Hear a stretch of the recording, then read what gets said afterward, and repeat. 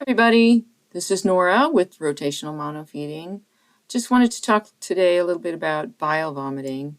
I recently, as I often do, just Googled bile vomiting syndrome to see what people were saying about it. I like to stay informed about what vets and others are theorizing about various disease conditions. And this one is so common that I thought I would talk a little more about it. We've talked about it a lot in the Facebook group, of course, and I have a blog article that I've written about bilious vomiting syndrome, including my theory about what causes it. But I wanted to find out what was going on out there in the marketplace, what was being said. So I pulled up an article by Whole Dog Journal, and I thought that would be an interesting place to start. So I'm just going to read the article and then I'm going to comment on what I think about the information that's being shared. I'll just read the title. Dog throwing up yellow, what you should know about bilious vomiting syndrome. Dogs who frequently vomit a yellowish liquid are said to suffer from bilious vomiting syndrome, which may have any number of causes, but fortunately a number of solutions too. I don't think there are a number of solutions. I think there's basically one solution, and it is feeding properly. So the article proceeds with some dogs are prone to vomiting either first thing in the morning or in the wee hours of the night. It's usually just a small amount of vomit, typically yellowish in color and somewhat frothy or foamy, and it's more common in younger dogs. I've always called it empty stomach bile vomiting. Some people call it, I'm commenting now, some people call it hunger pukes because it seems to always happen when dogs are quote unquote hungry. Anyway, continuing with the article, the medically correct name for it is bilious vomiting syndrome. The word bilious comes from the Latin bilis, which means bile, and us, which means having or full of. Bile is a fluid that is produced by the liver and secreted into the upper part of the small intestine where it aids digestion. Sometimes, however, bile backs up into the stomach, inflaming the stomach lining. It may inflame the stomach lining eventually, but I don't think it ever really gets to that point because I think before that happens, the stomach becomes irritated enough to eject it. And this happens more often in younger dogs than older dogs. And hopefully I'll get around to explaining that a little later in the article. But it goes on to say, this all sounds terrible, but to be honest, the worst thing about the term bilious vomiting syndrome is the word syndrome. When medical professionals use the word syndrome, it generally means we have no idea what causes it. If we know what causes a problem, it's a lot easier to prevent and treat. And I would very much agree with that. And that's why I think the medical industry as a whole likes to turn its head away from causes and not even look in the direction of possible causes, because if everybody collectively knows what causes a problem, then we don't need the medical industry to help us solve it. If misfeeding causes bilious vomiting syndrome, then correct feeding will resolve bilious vomiting syndrome, and no medical professional is required to fix that situation. So I should say, by the way, that this article is written by what we have to assume is a classically trained vet. Her name is Dr. Eileen Facherik. The article goes on to say the certain cause of bilious vomiting syndrome is unknown, but veterinary medical science has some theories. The most widely accepted theory is that a combination of decreased stomach motility and a weak sphincter muscle between the stomach and small intestine allows bile from the small intestine to essentially backwash into the stomach and sit there. Bile is supposed to be in the small intestine, and it causes no problems there. It is not supposed to be in the stomach. When it is, it's very irritating to the stomach lining, resulting in vomiting. What I would say about that is that decreased stomach motility and a weak sphincter between the stomach and small intestine may indeed contribute to this problem, but I don't think those things cause it, because those things also have causes. So those are just concurrent symptoms. They are not causes. As we know in RMF, you can't have effects causing each other. They might seem to, because they flow upstream and downstream from each other, but they don't cause each other. We have to look beyond that. We have to look under that to find the cause of both symptoms, and in order to resolve them both. And what I think about, and I was not aware until I read this article, that decreased stomach motility and a weak sphincter muscle were being theorized by medicine, by veterinary medicine, as a cause of bile vomiting. So they have some solutions that are related to this theory, which are problematic, and I'll explain that later on too.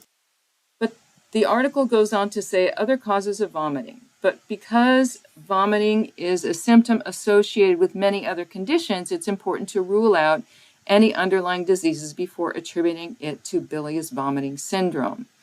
The list of differentials for chronic vomiting is long. We'll mention a few here, but this list is not meant to be all-inclusive.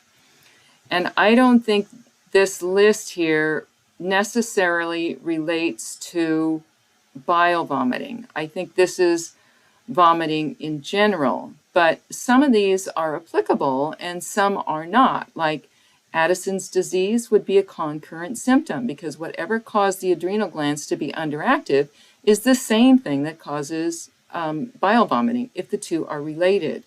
Cancer is the same thing. Food allergy is not applicable here, because most so-called food allergies are caused by foods going into the body that aren't biologically appropriate anyway. And even if they seem to be biologically appropriate, it's because there's something wrong with the food. Like chicken, for example, is said to be a common allergen for dogs, but it's not the chicken itself, it's the fat. Chicken is very fatty, and it's very pervasive in the dog feeding world. Almost everybody feeds chicken, and almost nobody trims the fat before they do that. Gastric foreign bodies, that is more like an injury. That wouldn't be applicable here, although a dog with some kind of obstruction or foreign body stuck somewhere will often vomit bile. This is really an injury. This doesn't have to do with disease, but that's neither here nor there, because this is a list of conditions that would where a dog owner might see their dog vomiting bile. So it's legitimate, but that's more like an injury. Gastritis, ulcers would be concurrent symptom. Helicobacter is a bacterium thought to cause chronic vomiting. There may be chronic vomiting present, but I guarantee 100% that Helicobacter is only there to try and solve the problem. It is absolutely not there causing the vomiting itself. And if you go looking for that Helicobacter and you find it and you kill it, you have not solved the problem. Hiatal hernia, I don't know a lot about hernias, but I have to think if they are a chronic condition as opposed to something that a dog is born with, then they would be a concurrent symptom too. Same with inflammatory bowel disease. Intestinal parasites are just there to feed on waste. Pancreatitis is caused by fat in the diet, so that would be a concurrent symptom. Physolopterosis is apparently a stomach worm dogs can get from eating crickets. Maybe they do, maybe they don't. I think that's probably a pretty rare thing. I haven't heard of that.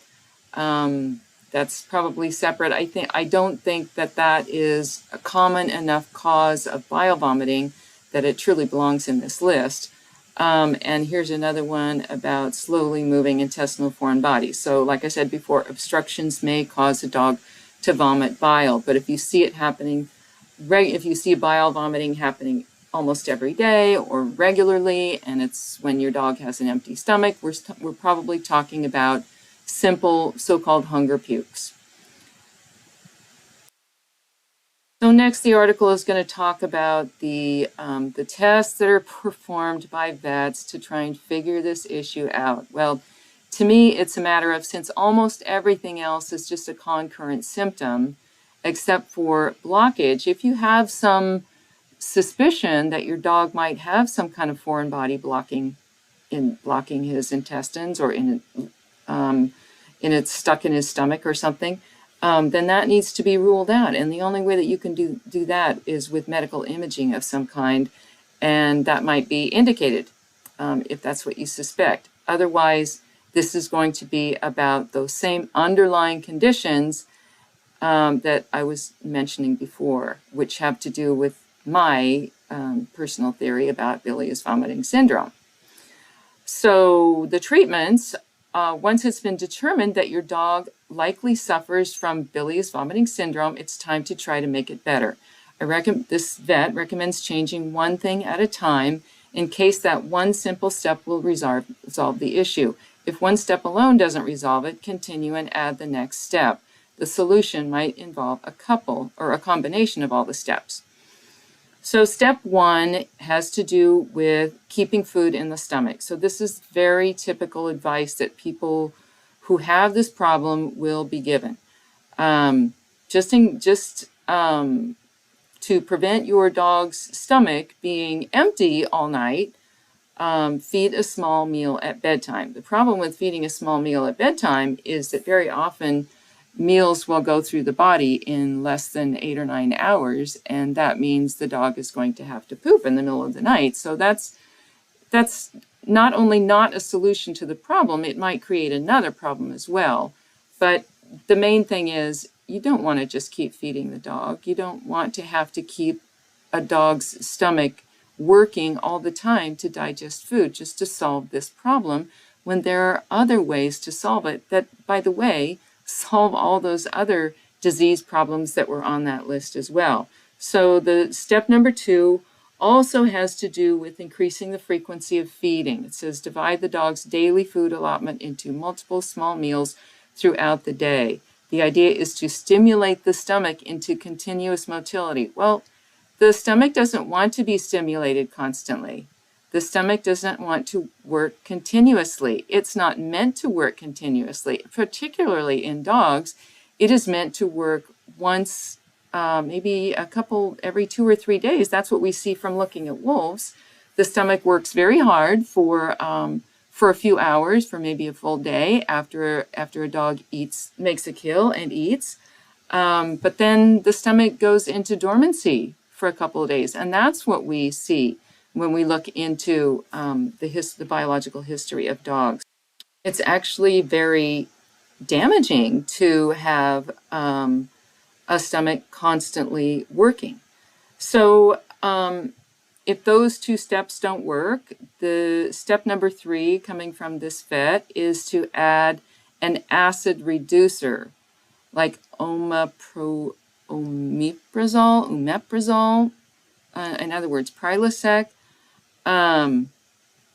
These drugs, this is a drug, it has side effects, and it says right here in this paragraph that the body builds up tolerance to this peptide, which makes it less effective. And what we know about tolerance is that in order for the body to tolerate something, in order for it to produce tolerance, it has to give up some function.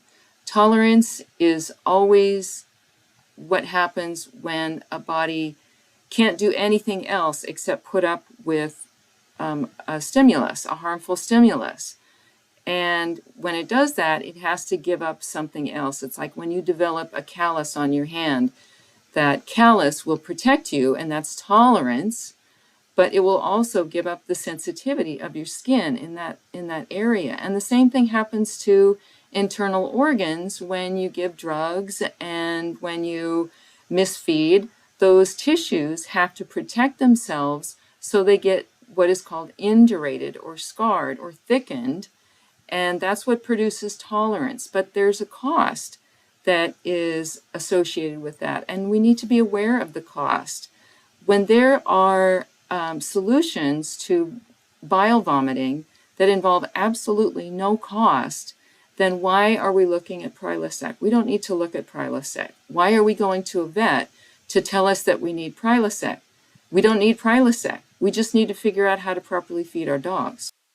And here we're going to get into some heavier duty medication as step 4 if the previous 3 steps didn't solve your problem. And this relates back to the theory that vets are now having about decreased stomach motility causing bile to back up into the stomach. And this again, what it does is it just stimulates the stomach. It stimulates, it increases motility. Motility is just movement, so it increases movement artificially, and it does that through stimulation. And here I use the analogy, the old analogy of whipping a tired horse. When a horse is tired, you know, if you carry a whip, I've ridden a horse maybe twice in my whole life, but this apparently works when a horse is tired and you have a whip and you give them a nice sharp whack on the behind, they will run faster. But that's not the horse being able to create energy, because the only way to create energy in a horse is to let him rest. That's getting the horse to work harder when their energy is almost wearing out. And that is a dangerous thing to do, because the next thing that the horse will have to do, because it won't have any choice, is it will just drop. It will just die, I suppose. So the point is, you definitely don't want to keep stimulating an organ that's already shown itself to be low in function. It's absolutely crazy. And this is going to have problems upstream, because the stomach, like the tired horse, will eventually just not want to work at all. And I imagine it would result in a dog eventually just not being able to digest food at all and just having a serious vomiting issue. And the last step on the list is asking your vet about a gastroprotectant. And here she mentions a couple of drugs. And what this does is it apparently puts some kind of protective layer, or either that, or it causes the lining of the stomach to thicken itself and become less sensitive to bile irritation. But here again, we have the problem of this it doesn't come without a cost. There's a cost associated to that. The stomach lining is supposed to be sensitive. It's absolutely supposed to be sensitive. It must be sensitive in order to function properly. So these drugs are not the answer. And the final paragraph says, the good news, bilious vomiting syndrome is considered a benign condition. It must be uncomfortable for your dog, however, and cleaning up vomit every day certainly isn't fun for you. We hope these tips will help you eliminate this unpleasant chronic condition. They might help prevent the effect, but they're not going to prevent the causes. So I will put some information in the description box about the truth about bilious vomiting syndrome and what really causes it, and a link to my blog article that explains that, and a link to my book that explains how to properly feed your dogs so that if they are already having this problem, it will resolve itself. And if your dog has never had this problem, it won't become a problem at all. Okay, thanks for listening and watching. See you next time. Bye, everybody.